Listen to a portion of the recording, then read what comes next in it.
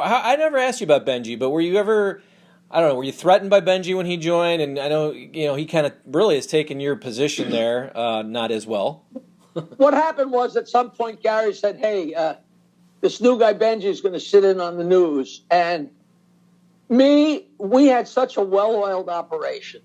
Howard and Robin and me and Fred. And it was a perfect show. And everybody loved it. There was no room for improvement. There really wasn't. So all of a sudden they put this guy.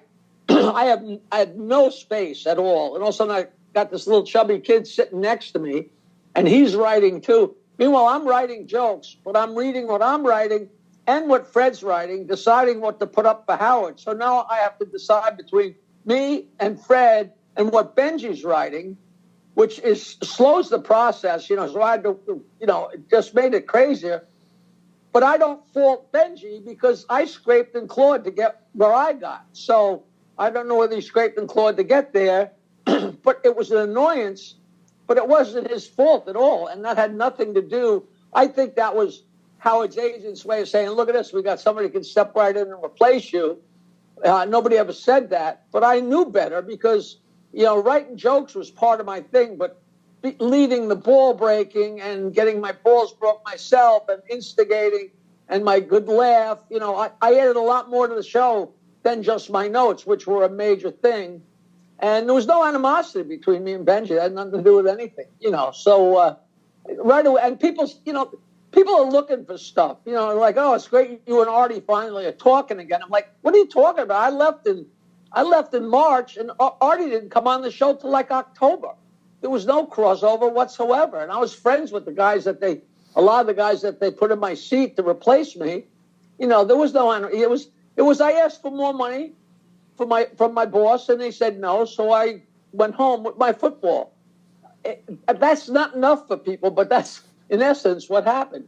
Yeah. Well, I always say, there's a Jackie era, there's an Artie era, and then there's what they're doing now. So I would call you and Artie's tied for first, and what they're doing now. Have you listened? It's just so not what I know. He's older, and the things change. No, I don't talk. I've never listened to 1 second of it, but I don't know if I told you the last time I spoke to you, but I get ridiculous. I get fan mails from kids that weren't even born when I left the show, which is kind of hard to wrap your head around.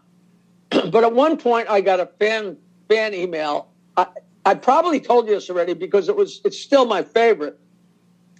He said, Jackie, I'm 28 years old, something like that, and I live in Toronto. And I discovered the Howard Stern show in 2007, long after I left. And he said, it immediately became my favorite show. He says, but then I found out about the old shows that were on from the 90s that were on YouTube and different places. And he said it's like having a new favorite band and finding out that their early albums were much better. I was like, whoa, I couldn't even craft that kind of compliment for myself. It's like, I love the show, but it's just a shell of its former self, which is, and that's, it's not fair to say that's a consensus, because that's the consensus of people that tell me. You know what I mean? Whether that's 1% of the people or 90% of the people, I'll never know. But for the most part, and in people's imaginations, the show gets better and better the longer time. People talk about the Channel 9 show we did like it was the epitome of television for the world. And you go back, some of the shows downright unwatchable. They were so horrible. It is true. But it was so much fun because we had no budget. It was like we did a radio show that was like who was that guy that did like Ed Wood? It was an Ed Wood radio show. With nothing to work with. Well, Channel 9 shows how I got to hear you guys and see you guys, and I thought, what is this shit? I need more of it. And then the E! Show came. And it's funny you said that because I started watching a bunch of just old stuff from your era. And I think the side characters were great that you had versus, you had a Grillo and you even got a little bit of KC, but Ganji would come in and you guys were just unrelenting. Of course, Gary. Did you ever work with Beetlejuice? Did you get a chance to have him? And did you ever write for Beetlejuice? I've met. He was on many times before I left. there wasn't a time he walked in where I wasn't like skeeved. Like you think you're ready for what you're going to see, and you're just not. But that wasn't the show. That wasn't me and Fred being really witty and funny and quick, and Howard riffing, and that was a freak show. Yeah. And the fact that he was so challenged, and so I'm not Mr. Sensitive, but what was funny about him was that he was a circus freak. Yeah. And you ask him to recite the Declaration of Independence, anything he says is going to be funny. But after that, I wasn't around for when they started booking him at events, and I don't know if they took him to strip shows or whatever they did. I just Beetlejuice, spell the word red, and he'd say zebra. You know what I mean? He was a moron. Nothing against him. It's not his fault. I love him. Scott the Engineer, he's a guy who's been cast off. Do you get a chance to talk to him? You guys trade some stories at all now that he's been let go the way he was? No. I mean, I'm not out of contact. We don't talk or anything, but he was going to come to see my show down in the Palm Beach Kennel Club last December, but he didn't come, but maybe he'll come this year. I think he's got a new girlfriend and stuff. He was always a really good guy, and he did a lot of favors for me, and I did favors for him, when we were on the show, but we weren't really close, and I did plenty to break his balls because that was my job, but he liked that because the infamy helped him with his business, he was doing DJing at the time, whatever it was. Well, talk about the E! Show. He was a star. You have the push-up challenge. You have him screaming at Ganji, just him going nuts at Ralph, or that was, and then you guys would pop in and just completely it was the machine that you talked about. It really was fun. Nancy Sirianni's in the movie. Your wife, which is one of the top. If you go look at top 10 moments of the show, read them off. It's always your apology. Which is way back in the day, but it's pretty funny. Tell me, just having her on and how you guys talk, and about that day of the apology. I mean, just she is still. I mean, I saw her, a few hours. She was here. She lives 2 doors away. Her and her boyfriend, and her and her boyfriend are 2 of me and my girlfriend's closest, if not closest, friends. And, we still love each other. She's wonderful. She was a friend long before we were lovers and married and stuff like that. She's so great. And there's 2 complete chapters in my autobiography about that event because, the whole thing was portrayed so unfairly to her because she had nothing to do with it aside from getting mad at her boyfriend or getting mad at her husband. That whole thing. I don't know if you read the book, but we were scheduled to fly to Europe for 2 weeks. We're going on vacation, the show, and we're going to Europe for 2 weeks to see her sister get married in Paris, and then we're going to Venice. I mean, we hadn't been on a vacation like that ever. And we were supposed to leave, I think it was on a Friday, and I think that the funeral was on a Wednesday, something like that. And, it happened so fast, the thing with Jessica, it was such a joke. I mean, me and Howard were in the bathtub with her for probably 20 seconds. And, we're sitting around getting drunk. We drove to Philadelphia, and we're in Howard's suite. And I know I'm drunk, and Billy doesn't drink, and Howard doesn't drink. But me and Gary and Fred and John, we're having a great time. We're excited. We're going to have a big funeral to celebrate being number 1. And Howard, out of the blue, calls up Jessica. And she, of course, was in the suite right next door. Hey, Jessica, come on over and take a bath. And she said, okay. And so his suite was so big that it was down the hall, the bathtub. She's like, Howard, I'm in the bathtub. Come on down. And he's like, I can't go down there. My wife will kill me. And I said, well, I'll go because I figure I'm going to keep on my blue jeans and my underwear so there's no foul. So we go down there. A lot more. It was really funny because the tub was all drawn. Jessica's there in her bathroom, and the tub is drawn, and we threw Stuttering John in the water. And then when we pulled him out, the water was so filthy that we had to empty the tub and refill it. It was hysterical. And then she got in the tub, and she said, come on. So I took off my shirt or whatever, and me and Howard got in with her. I think he had on his underpants. I not only had on my underpants, I had on my blue jeans.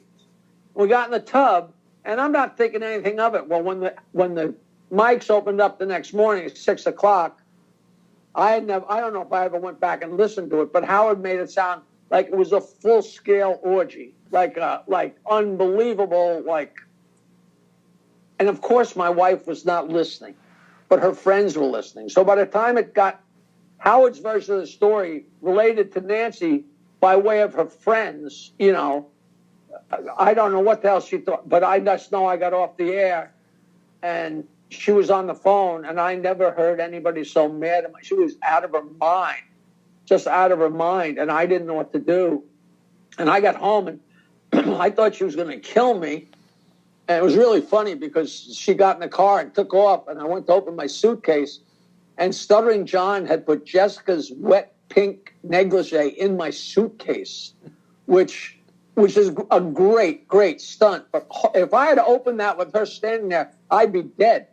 And I threw that thing away, and I called our therapist. We used to go to couples therapy. I don't think we were even doing it anymore. I told her the situation, and Emily, our therapist, said, Jackie, you got to get Nancy on that plane. Do whatever you can to get her on that plane. Once you're in that plane and you're on your way to Europe, they'll just all melt away, and you'll be off on your vacation. And that was her. And so in my mind, I'm like, what could I possibly do? And that's what I came up with. And next morning, the first thing I said, Howard, turn on the mic. And off the top of my head, I just did the most sincere apology. And I really meant it because I really didn't think I had done anything wrong. But, we all know what you think and what your girlfriend or your wife thinks.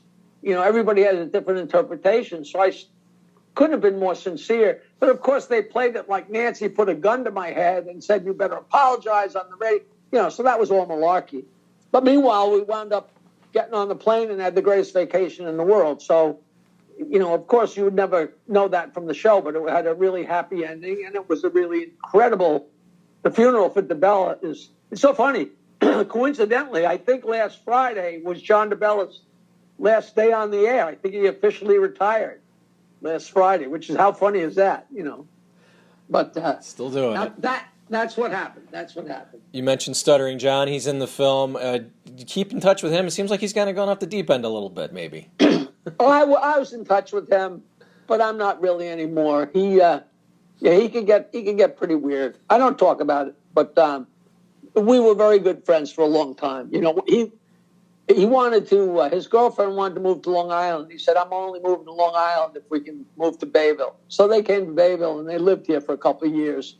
And so me and Nancy and John and Susanna, we were very close, and we had a lot of good times. And he's a good guy. He's smart, He's a hustler.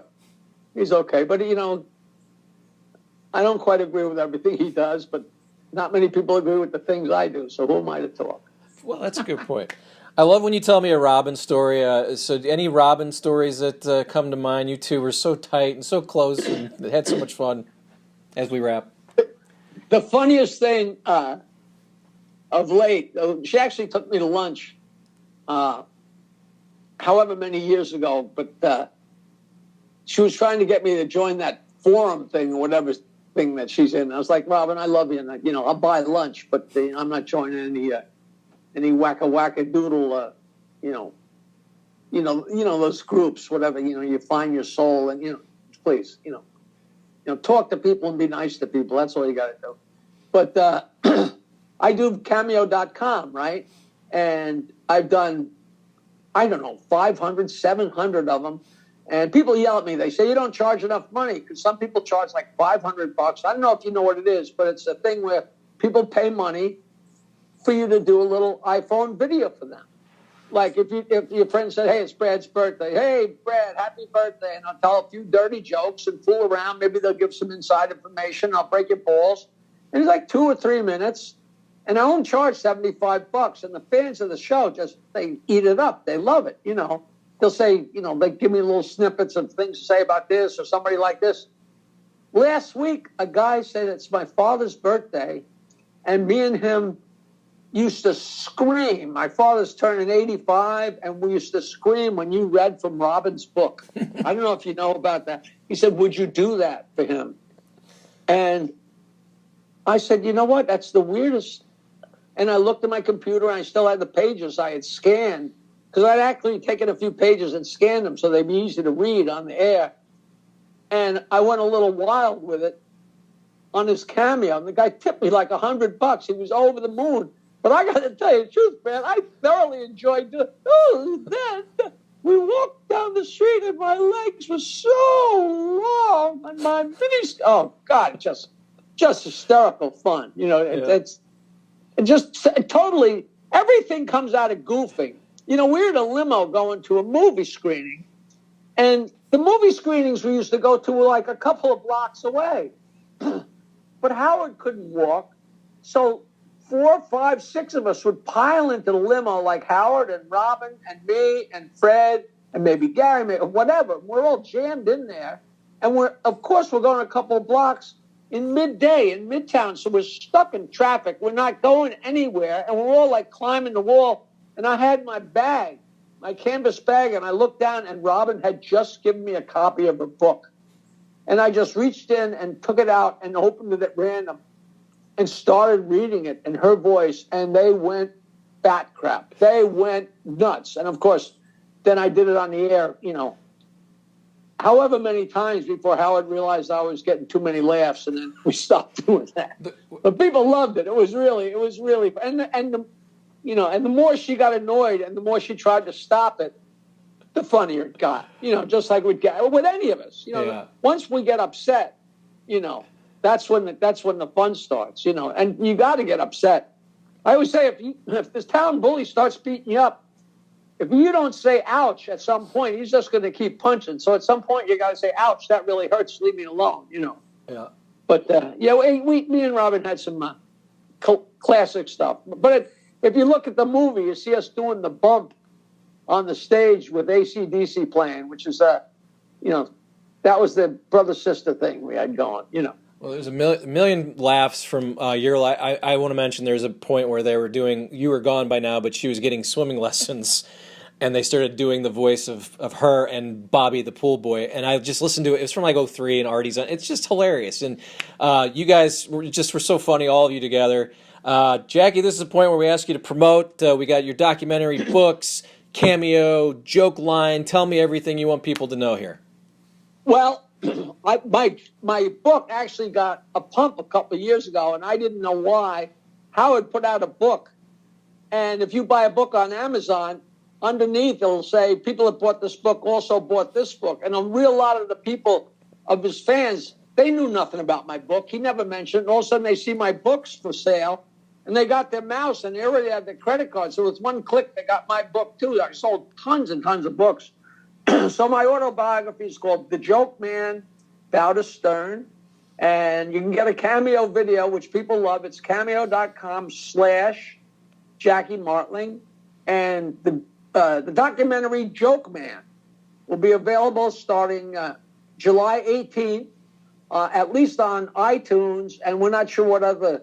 I think you start there, and if it gets a little attention, they start putting it up every place else. And it looks like it's going to get some attention. And I also answer every email I've ever gotten. So if you want to say hello or scream at me or tell me to leave Brad alone, email me jokeland@AOL.com. If you just want to call and yell at me for having AOL still, I don't care. I answer everything. And, you know, that's the guy. I did a lot of jokes on TikTok, but I stopped doing them because I wanted to wait until the documentary is out so that way I can put the link in when I'm talking about it, because I got hundreds of jokes on it. One of my jokes got 1.1 million views. 1.1 million people watch this, and I don't know how I got away with it because it's not supposed to be dirty on TikTok, and it's you know what? I'll email you the link. You'll laugh your ass off. You know, it's some jokes get 10,000, and some jokes get 50,000, and some jokes get 100,000.